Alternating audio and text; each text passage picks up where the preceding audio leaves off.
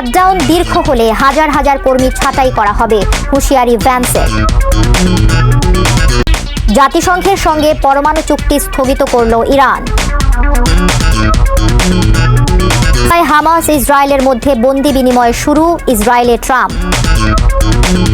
আসসালামু আলাইকুম প্রিয় দর্শক, আপনারা সবাই কেমন আছেন? আশা করি সবাই ভালো আছেন এবং সুস্থ আছেন। যারা দেশ এবং দেশের বাইরে থেকে ভিডিওটি প্লে করছেন তাদেরকে অসংখ্য ধন্যবাদ। প্রিয় দর্শক, এক নজরে পুরো আন্তর্জাতিক বিশ্বের খবর দেখবো। চলুন কথা না বাড়ি সরাসরি ভিডিওতে চলে যাই।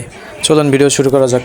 গাজায় হামাস যোদ্ধাদের সঙ্গে স্থানীয় দুঘমুশ গোত্রের সংঘর্ষে অন্তত 27 জন নিহত হয়েছেন। দক্ষিণ গাজা সিটিতে জর্ডানিয়ান হাসপাতালের কাছে হামাস যোদ্ধাদের সঙ্গে ওই অস্ত্রধারীদের গুলি বিনিময় হয়। হামাস পরিচালিত স্বরাষ্ট্র মন্ত্রণালয়ের একজন শীর্ষ কর্মকর্তা জানান, তেল আল হাওয়া এলাকার একটি আবাসিক ভবনে দুঘমুশ যোদ্ধারা অবস্থান করছে খবর পেয়ে হামাসের 3 শতাধিক যোদ্ধা সেখানে অভিযান চালায়। তাদের গ্রেপ্তারের সময় দুই পক্ষের মধ্যে ব্যাপক সংঘর্ষ হয়। শনিবার থেকে শুরু হওয়া এই সংঘর্ষে হামাসের নিরাপত্তা বাহিনীর 8 সদস্য এবং দুঘমুশ গোত্রের 19 সদস্য নিহত হয়। দুই পক্ষের তীব্র গোলাগুলিতে আতঙ্কে ঘরবাড়ি ছেড়ে পালিয়ে যান অনেক বাসিন্দা। দুঘমুশ গাজার সবচেয়ে প্রভাবশালী গোত্রগুলোর একটি। হামাসের সঙ্গে দীর্ঘদিনের বিরোধপূর্ণ সম্পর্ক রয়েছে তাদের। এর আগেও হামাসের সঙ্গে একাধিকবার সংঘর্ষে জড়িয়েছে দুঘমুশ গোত্র। মার্কিন প্রেসিডেন্ট ট্রাম্পের পক্ষ থেকে চীনা পণ্যের উপর অতিরিক্ত 100% শুল্ক আরোপের হুমকি মার্কিন দ্বিচারিতার উদাহরণ বলে মন্তব্য করেছে চীন। বেজিং এর বাণিজ্য মন্ত্রণালয় জানায়, যুক্তরাষ্ট্র যদি এই হুমকি কার্যকর করে তবে চীনও পাল্টা পদক্ষেপ নিতে প্রস্তুত। বাণিজ্য মন্ত্রণালয়ের এক মুখপাত্র বলেন, চীন কোনো বাণিজ্য যুদ্ধ চায় না, কিন্তু হলেও ভয় পায় না। যুক্তরাষ্ট্রের এই অবস্থান আন্তর্জাতিক বাণিজ্যের ন্যায্যতা ও স্থিতিশীলতার পরিপন্থী। শুক্রবার ট্রাম্প চীনের বিরল খনিজ রফতানি নিয়ন্ত্রণ কঠোর করার সিদ্ধান্তের সমালোচনা করে বলেছিলেন, চীন বিশ্বকে জিম্মি করার চেষ্টা করছে। তিনি বেইজিং এর আচরণকে অত্যন্ত বৈরী আখ্যা দেন এবং সতর্ক করে বলেন, এই মাসের শেষ দিকে চীনের প্রেসিডেন্ট শি জিনপিং এর সঙ্গে নির্ধারিত বৈঠক থেকে যুক্তরাষ্ট্র সরে আসতে পারে। ট্রাম্পের এই মন্তব্যে বিশ্ববাজারে নেতিবাচক প্রতিক্রিয়া দেখা দেয়। জাতিসংঘের পরমাণু প্রকল্প তদারকি সংস্থা আন্তর্জাতিক আণবিক শক্তি সংস্থা IAEA এর সঙ্গে সহযোগিতা চুক্তি স্থগিতের ঘোষণা দিয়েছে ইরান।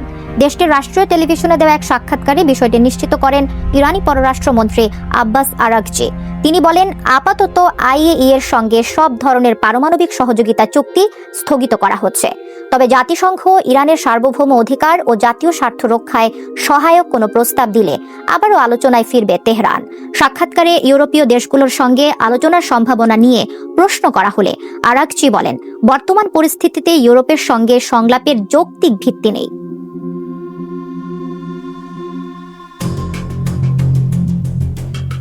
গাজায় হামাসের হাতে আটক জীবিত সব ইসরায়েলি জিম্মিকে মুক্তি দিয়েছে ফিলিস্তিনের স্বাধীনতাকামী সংগঠন হামাস। সোমবার সকালে প্রথম ধাপে 7 জিম্মিকে ও পরে দ্বিতীয় ধাপে মুক্তি দেওয়া হয় আরও 13 জনকে। অন্যদিকে যুদ্ধবিরতি চুক্তির আওতায় ইসরায়েলি কারাগারে আটক ফিলিস্তিনি বন্দীদেরকেও মুক্তির প্রক্রিয়া চলছে। এদিকে ইসরায়েলে পৌঁছেছেন মার্কিন প্রেসিডেন্ট ট্রাম্প। জেরুজালেমে দেশটির পার্লামেন্ট নেসেটে ভাষণ দেবেন তিনি। আরও জানাচ্ছেন রাইহান মুন্সি।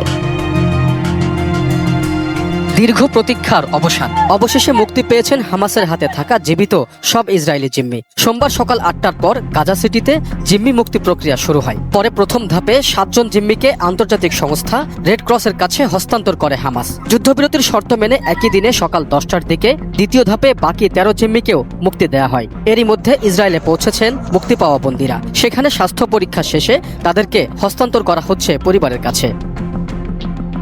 এদিকে এখনো গাজায় ফিরছেন ফিলিস্তিনিরা, তবে খাবার, পানি ও প্রয়োজনীয় ওষুধের অভাবে দেখা দিয়েছে নতুন সংকট। যুদ্ধবিরতি চুক্তি অনুযায়ী রাফা সীমান্ত দিয়ে রোববার থেকে ত্রাণ প্রবেশের কথা থাকলেও এখনও তা পূর্ণমাত্রায় শুরু হয়নি। বর্তমানে গাজার বাইরে প্রায় 1,70,000 টন খাদ্য, ওষুধ ও আশ্রয় সামগ্রী আটকে আছে, যা যুদ্ধবিরতি স্থিতিশীল থাকলে দ্রুত পাঠানো সম্ভব হবে বলে জানিয়েছে জাতিসংঘ। অন্যদিকে গাজার ধ্বংসস্তূপের মাঝে মাথা গোজার ঠাঁই করতে চলছে পরিষ্কার পরিচ্ছন্নের কাজ। এ সময় বেরিয়ে আসছে মৃতদেহ। উপত্যকা জুড়ে এখনো প্রায় 9,500-এর বেশি মানুষ ধ্বংসস্তূপের নিচে চাপা পড়ে আছেন, যাদের সন্ধানে চলছে উদ্ধার অভিযান। তবে পর্যাপ্ত যন্ত্রপাতির অভাবে ধীরগতিতে চলছে উদ্ধার কার্যক্রম।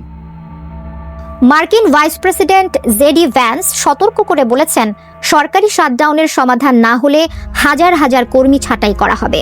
ফক্স নিউজকে দেওয়া সাক্ষাৎকারে তিনি জানান, এটি যত দীর্ঘ হবে ছাঁটাই তত বেশি হবে, যা হবে খুবই বেদনাদায়ক।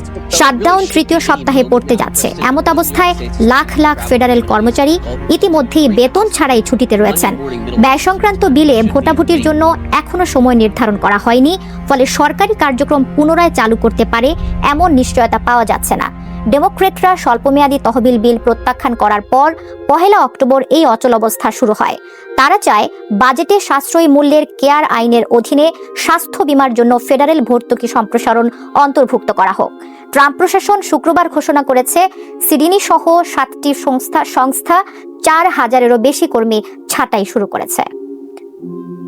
ইউক্রেন যুদ্ধ দ্রুত সমাধান না হলে কিয়েভকে দূরপাল্লা টমাহক ক্রুজ ক্ষেপণাস্ত্র সরবরাহ করা হতে পারে বলে মন্তব্য করেছেন মার্কিন প্রেসিডেন্ট ডোনাল্ড ট্রাম্প। ইসরায়েলের উদ্দেশ্যে রওনা হওয়ার আগে এয়ারফোর্স ওয়ানে সাংবাদিকদের সঙ্গে কথা বলতে গিয়ে এই মন্তব্য করেন ট্রাম্প। বলেন, টমাহক খুবই শক্তিশালী ও আক্রমণাত্মক অস্ত্র, যা মস্কোর জন্য ভালো কিছু হবে না। একই সঙ্গে মস্কোর বিরুদ্ধে চাপ বাড়াতে প্রস্তুত আছেন বলেও জানান তিনি। অত্যাধুনিক প্রযুক্তির টমাহক ক্ষেপণাস্ত্র 2500 কিলোমিটার দূরের লক্ষ্যবস্তুতে আঘাত হানতে সক্ষম, যা ইউক্রেনের ভেতর থেকেই রাশিয়ার গভীরে এমনকি মস্কোতেও হামলার সক্ষমতা রাখে।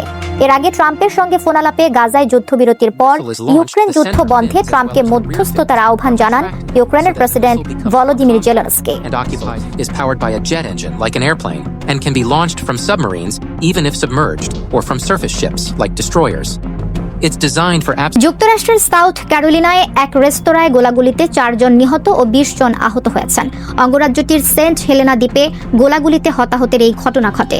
পুলিশ জানায়, স্থানীয় সময় রোববার রাত 1টার দিকে সেন্ট হেলেনা দ্বীপের উইলিস বার অ্যান্ড গ্রিলে গোলাগুলির খবর পান পুলিশের কর্মকর্তারা। পরে তারা সেখানে পৌঁছে একাধিক ব্যক্তিকে গুলিবিদ্ধ অবস্থায় পড়ে থাকতে দেখেন।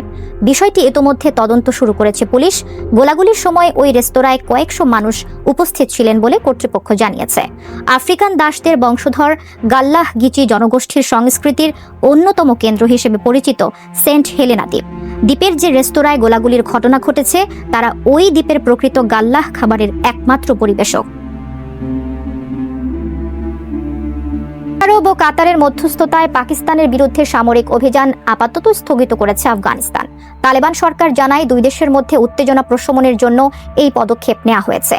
একই সঙ্গে আফগানিস্তানে পাকিস্তানি তালেবানের উপস্থিতি ও সহায়তার অভিযোগ অস্বীকার করেছে কাবুল।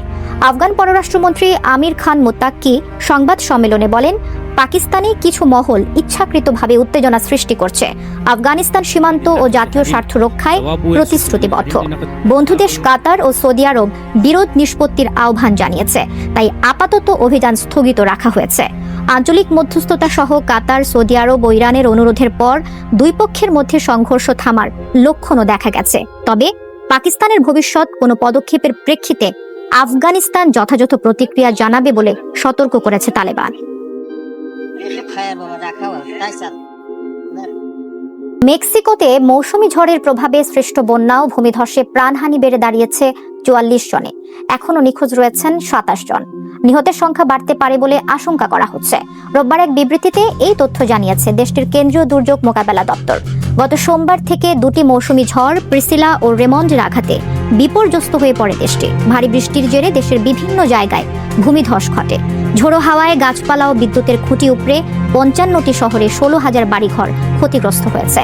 এছাড়া বিদ্যুৎবিহীন অবস্থায় আছেন 3,20,000-এরও বেশি মানুষ।